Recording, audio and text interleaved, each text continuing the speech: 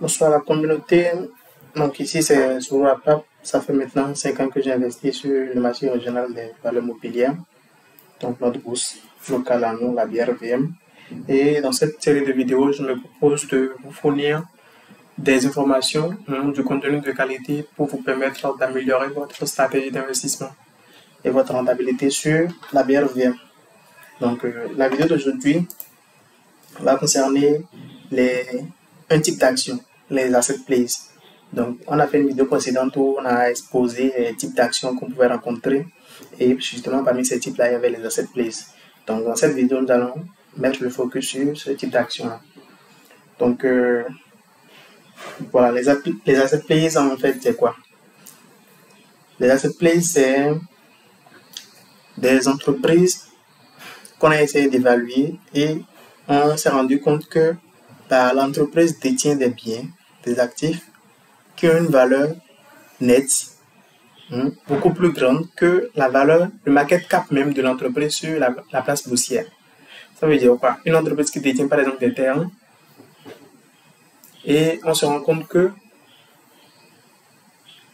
quand on prend la valeur actuelle de tous ces terrains-là, une estimation tout de moins, et qu'on note toutes les dettes que l'entreprise a, par exemple, la valeur nette qui reste pour l'entreprise, cette valeur nette est encore supérieure à la valorisation boursière de l'entreprise actuellement. Donc, peut-être que je prends un exemple banal, que l'entreprise a une valorisation boursière actuelle de 50 milliards et notre évaluation des biens de l'entreprise diminuée de toutes les dettes, c'est 55 milliards. Vous voyez l'ironie? Donc, on est prêt à vendre quelque chose qui vaut au moins 55 milliards à 50 milliards. Donc, on peut acheter, comme Warren Buffett le dit, j'aime bien cette expression, on peut acheter 55 milliards à 50 milliards. Qui n'est pas prêt pour ça? C'est comme si on te disait, donne-moi un billet de 2000, je te donne un billet de 1000 francs. Ou bien, ouais, remets-moi ton billet de 1000 francs et moi, je te donne un billet de 2000. Qui n'est pas d'accord pour ça? Donc, c'est le genre de deal que représente les asset plays. Donc, ça peut concerner d'autres types d'actifs, ce n'est pas nécessairement des terrains, des biens immobiliers. Ça peut concerner...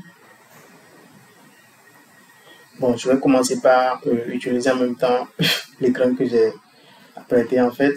Donc, ça peut ne pas concerner des biens immobiliers. Vous voyez là, par exemple, c'est l'état financier de l'entreprise en 2020. 2020.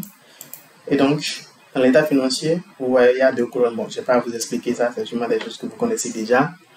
Dans tous les cas, s'il y a des choses que vous voulez que j'explique davantage, n'oubliez pas, faites des commentaires, ou bien, faites des commentaires, dites ce que vous voulez, je vais faire des vidéos dessus. Donc, les biens immobiliers, vous voyez dans ce poste-là, mobilisation corporelle, donc les terrains, même les machines que l'entreprise possède. Vous voyez, dans le rapport d'activité, vous pouvez avoir plus de détails pour voir ce qui est classé vraiment des mobilisations corporelles là. Mais les biens immobiliers sont dans ce poste-là. Donc, vous évaluez que les biens immobiliers auxquels on a soustrait toutes les dettes de l'entreprise. Et donc, ça va représenter un peu comme l'actif net de l'entreprise. C'est encore supérieur au market cap de l'entreprise. Ça, c'est un très bon deal. Donc, c'est comme je le dis, ça peut ne pas concerner uniquement les biens immobiliers. Ça peut concerner de la trésorerie, par exemple. C'est-à-dire, là, c'est un cas encore meilleur. La trésorerie active de l'entreprise. Ça veut dire que l'entreprise détient plus de cash que sa valorisation actuelle sur la place boursière. Donc, l'entreprise détient, par exemple, je dis ça comme ça. Quand on a évalué tout ce que l'entreprise détient en cash et qu'on a diminué ça, les dettes de l'entreprise, on a abouti à une valorisation de, 53 milliards. Alors que l'entreprise cote actuellement en bourse à 50 milliards. Vous imaginez? C'est comme si on vous disait, remettez-moi 50 milliards et je vous donne une entreprise qui vaut au moins 53 milliards. Et qui vaut ça comment? En cash. Vous n'avez plus à rien faire. Dès que vous avez l'entreprise, vous avez 53 milliards qui vous attendent comme ça en cash. C'est un bon deal, n'est-ce pas? Ok. Et donc, à part les biens immobiliers et la trésorerie, donc le liquide, ça peut concerner aussi quoi? Les actifs financiers. Donc, ça va se retrouver là dans autre immobilisation. Les actifs financiers, c'est si cette entreprise, par exemple, détient des actions dans d'autres entreprises. Donc, peut-être que c'est une holding, je ne sais pas. Vous savez, à la BRVM, par exemple, il y a Fintisac qui détient beaucoup d'autres actions, beaucoup d'actions d'autres entreprises. Vous voyez. Donc, voilà. Et puis, même les banques, vous voyez, les BOA détiennent des actions de BOA entre elles. Donc, il y a, par exemple, BOA Côte d'Ivoire qui détient les actions de BOA Bénin qui détient les actions de BOA Burkina Faso, bref. Il y a des entreprises qui détiennent des actifs financiers comme ça. Donc, ça aussi, c'est un poste, les actifs financiers, donc qui peut faire, vous évaluer ça et vous diminuer ça de toutes les dettes de l'entreprise et vous constatez que c'est supérieur à la capitalisation boursière de l'entreprise actuellement en bourse. C'est un très bon deal. N'hésitez pas. Ok. Donc, la philosophie concernant ce type d'action-là, c'est quoi? Nous, on a constaté ce déphasage-là, cette décote-là, que l'entreprise est décotée actuellement en bourse. Qu'est-ce qu'on fait? C'est on va acheter et on va attendre que le marché réalise la décote, réalise que cette entreprise est décotée et décide de faire une correction. Une correction, c'est-à-dire que le coût de l'action, la capitalisation boursière de l'entreprise va revenir à une capitalisation adéquate qui prend en compte les biens immobiliers, les actifs financiers, le cash et tous les autres biens possibles de l'entreprise pour que l'entreprise ne soit plus décotée. C'est ça qu'on appelle une correction sur les places financières. Donc nous, on va acheter et on va patienter on va patienter que le marché réalise son erreur, si on peut dire ça comme ça. Ok.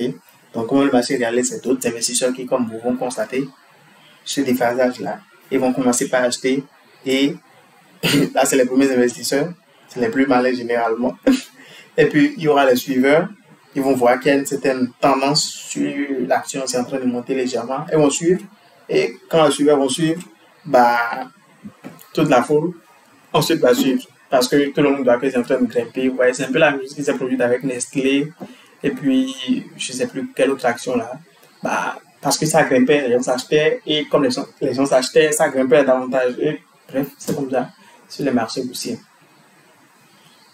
Donc, pour ce type d'action, nous allons voir maintenant quand est-ce qu'il faut acheter et quand est-ce qu'il faut vendre. C'est très simple et généralement, vous allez voir quand est-ce qu'il faut acheter, quand est-ce qu'il faut vendre. C'est en adéquation avec la manière même dont on a défini le type d'action. On a dit que c'est des asset plays. Donc, on a reconnu que l'entreprise détient des actifs qui ne sont pas correctement évalués sur la place boursière. Qu'est-ce qu'on veut pour pouvoir acheter? Les points à surveiller, c'est que l'actif en question, ou bien les actifs en question qu'on a ciblés, et ces actifs-là diminuent des dettes de l'entreprise, la nouvelle quantité là est supérieure à la market cap, à la capitalisation boursière de l'entreprise. Market cap, c'est la manière dont on appelle capitalisation boursière en anglais. Market capitalization. Ok. Donc ça, c'est le premier point à surveiller. Le second point, on veut surveiller que l'entreprise n'a pas de dette ou bien a un niveau de dette, d'endettement très faible. Ça veut dire quoi? Les dettes, vous savez, dans la colonne des passifs, là, donc vous voyez déjà les dettes financières, donc les dettes auprès des banques, des structures microfinances et tout le tralala. Là, il y a des dettes fournisseurs d'exploitation, c'est-à-dire ceux qui ils achètent leurs matières premières ou bien ce genre de choses-là, ils peuvent acheter des choses à crédit. Donc c'est là. Puis d'autres types de dettes, là. Et puis là, dans le trésor passif, vous avez les découvertes bancaires et puis tout ça. Donc on veut surveiller que l'entreprise n'a pas ou bien très peu de dettes. Pourquoi ça nous intéresse? Parce que nous avons constaté un écart. Nous avons constaté que l'entreprise vaut plus que son coût actuel sur la place boursière. Donc, cet écart qu'on a constaté, c'est notre gain, c'est le gain qu'on espère faire. Donc, on ne veut pas qu'il y ait des éléments qui viennent manger en fait ce gain-là, qui viennent diminuer ce gain-là. Ça veut dire quoi? Ouais, chaque fois que les entreprises ont des dettes comme ça, comme c'est des dettes, justement, il y a des choses à payer. Il y a des charges à payer, qu'on appelle des charges financières. Vous voyez ici, les charges financières. Soit c'est des annuités, c'est-à-dire par an, soit c'est des mensualités, chaque fois que l'entreprise doit payer. Donc là, vous voyez.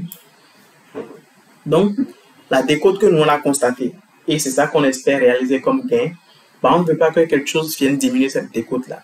Donc, imaginez par exemple si la dette de l'entreprise est très importante et qu'ils ont à payer une quantité très grande là, chaque année ou bien chaque mois. C'est en train de diminuer la valeur que nous on a perçue pour l'entreprise, évidemment. Et on ne veut pas se retrouver dans ce scénario-là. Et si jamais on se retrouve dans ce scénario, on ne veut pas que la diminution qui est faite par mois ou bien par an soit trop grande, on ne veut pas ça. Donc, on ne veut pas de diminution ou bien très peu de diminution. Donc, les dettes, c'est une cause de cette diminution-là. La seconde cause, c'est peut-être le résultat de l'entreprise, que l'entreprise est en train de faire des résultats négatifs chaque année. Donc, comme l'entreprise perd de l'argent chaque année, justement, la valeur qu'on a perçue est en train d'être diminuée. On ne peut pas se retrouver dans ce cas-là. Donc, on va préférer des entreprises qui font soit des résultats positifs, soit, s'ils font des résultats négatifs, c'est très négligeable par rapport à la valeur qu'on a perçue, à la décote qu'on a perçue. Et puis, le dernier cas, c'est, le dernier point à vérifier, c'est qu'on veut que le management ne prenne pas des décisions qui rongent la valeur qu'on a perçue. C'est-à-dire, par exemple, je ne sais pas, c'est peut-être du cash. Si on se place dans le cas où, par exemple, c'est le bien, l'actif en particulier qui fait que l'entreprise a une très grande valeur comparée à la valeur qui est en bourse, c'est du cash, on ne veut pas que le management commence par utiliser ce cash-là pour faire des investissements dans des choses qui ne nous arrangent pas nécessairement, n'arrangent pas les actionnaires. Vous voyez? Donc, par exemple, prendre ce cash-là, je suppose là, par exemple, c'est une entreprise agricole, je ne sais pas, ils prennent ce cash-là et puis ils commencent par acheter des machines avec ce cash-là. Vous voyez, du coup, je ne sais pas, si c'était 10 milliards qu'il y avait comme cash, comme liquidité, vous n'avez plus 10 milliards en cash, vous avez 10 milliards en machine. 10 milliards en cash et 10 milliards en machine, c'est pas la même chose. Dans quelques années, avec les amortissements et les dépréciations, 10 milliards en machine ne vont plus valoir 10 milliards. Vous voyez? Donc, la valeur perçue, les 10 milliards que vous espériez, vous n'avez plus ça à cause des amortissements et des dépréciations. Vous voyez? Ou bien que, on va pas s'éterniser dans les exemples. Donc, le dernier cas, le dernier point à vérifier, c'est que le management ne prenne pas des décisions qui vont à l'encontre de la conservation de la valeur qu'on a perçue. Donc, voilà les points à vérifier. Donc, l'actif qu'on a constaté net de toutes les dettes de l'entreprise, c'est supérieur à market cap. C'est le truc fondamental à vérifier. Le second point, que regroupe en fait deux sous-points, c'est on ne veut pas des dettes qui vont ronger la valeur qu'on a perçue, ou bien on ne veut pas des résultats négatifs qui vont venir ronger aussi la valeur qu'on a perçue. Et puis, le tout dernier point, c'est on ne veut pas un management qui vienne aussi ronger la valeur qu'on a perçue, tout simplement. Quand est-ce qu'il faut vendre? C'est quand on n'est plus dans ces cas-là, en fait. C'est quand la market cap maintenant est supérieure à l'actif qu'on a constaté net de toutes les dettes. Ça veut dire quoi? Ça veut dire qu'en fait, il y a eu la correction. Ou bien, c'est justement que l'entreprise ne s'est jamais retrouvée dans cette situation-là où elle avait des actifs qui étaient sous-évalués par le marché. Vous voyez? Ou bien, l'entreprise fait des résultats négatifs en série, d'année en année, des résultats négatifs avec des quantités très grandes. Je veux dire, des résultats conséquents mais négatifs. Vous voyez? Donc, on perd beaucoup d'argent, la valeur perçue est très diminuée, on ne veut pas ça. Ou bien, l'entreprise a une très grosse dette. Et donc, à cause de la grosse dette, on ne va même pas percevoir la valeur des actifs. Ou bien, le management prend des décisions justement qui rongent la valeur perçue des actifs. Donc, quand vous avez déjà votre action, vous constatez que vous, en tout cas, un de ces paramètres-là se manifeste, vous savez qu'il faut vendre, tout simplement. Qu'il faut vendre. On ne peut pas s'amuser avec son argent. Le marché boursier, je ne sais pas comment l'expliquer, c'est une place très stricte. Vous venez pour y mettre votre argent. Si vous voyez des trucs qui ne vous plaisent pas, vous sortez votre argent tout simplement. Et vous attendez de trouver une autre entreprise qui est intéressante. Si vous ne trouvez pas l'entreprise intéressante, gardez votre argent en cash. Mais n'allez pas investir parce qu'il faut investir dans des entreprises vous-même vous n'êtes pas vraiment convaincu, vous voyez. Donc voilà, je voulais m'appesantir sur cette catégorie d'actions-là dans cette vidéo. Et bon, il y a même des choses que j'ai oublié de préciser. Là, c'est les états financiers. Comment vous faites pour trouver les états financiers? Vous allez sur le site de la BRVM, il y a l'onglet rapport société cotée, vous cliquez là. Donc, dans rapport société cotée, là, on sait que là, il n'y a plus le cas de SOGV, c'est une entreprise agricole. Donc, dans cet onglet, vous cliquez sur le secteur agriculture. Donc, vous avez toutes les entreprises qui sont dans le secteur de l'agriculture et qui sont cotées sur le mois. SOGV, il est là. Et puis, vous cherchez l'information que vous voulez. Donc, est-ce que vous voulez un rapport d'activité trimestriel? Est-ce que vous voulez des attestations de commissaire aux comptes, des états financiers? Je ne sais pas. Bref, ce que vous voulez télécharger. Donc, c'est comme ça que j'ai eu cet état financier-là, en fait. Donc, comme je l'ai dit, Sika Finance, dans la vidéo passée, Sika Finance, ça vous permet d'avoir des résultats, je veux dire, des informations tirées de ces états financiers-là, sous forme de tableau ici. Donc, si vous voulez voir si les résultats sont négatifs d'année en année, vous n'avez qu'à voir là. Pour SOGV, par exemple, c'est des résultats positifs. C'est pas si jamais il y avait une valeur perçue qu'on a perçue et que le marché n'a pas encore réalisé, bah, les résultats ne rongent pas cette valeur-là. Et puis, est-ce qu'ils ont des dettes croissantes, je veux dire des dettes conséquentes? Vous pouvez venir dans l'état financier ici, dans les états financiers ici, constater ça. Donc, bon, on va s'arrêter là pour cette vidéo. Voilà le contenu que je tenais à partager avec vous. Merci.